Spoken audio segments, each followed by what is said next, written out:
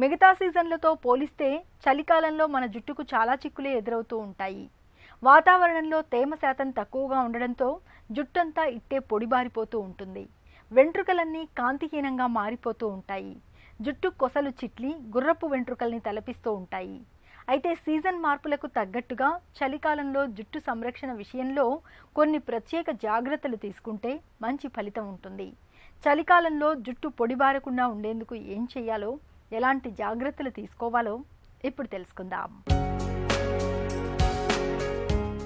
చలికాలంలో జుట్టు రాలడాన్ని అరికట్టడానికి ఆయుర్వేదం కొన్ని ప్రత్యేకమైన పరిష్కారాల్ని చెబుతుంది. కోడిగుడ్డు, పెరుగు, అరటిపండు, ఆలివ్ నూనె, నిమ్మరసాల మిశ్రమాన్ని జుట్టుకు పట్టిస్తుంటే మంచి ఫలితం కనిపిస్తుంది. ఈ మిశ్రమాన్ని తయారు చేయడానికి 2 టేబుల్ స్పూన్ల పెరుగులో 1 గుడ్డు పగలగొట్టి వేయాలి. దీనికి సగం అరటిపండు, నిమ్మరసం, ఆలివ్ నూనె 1 టీ స్పూన్ చొప్పున జోడించాలి. దీనిలో విటమిన్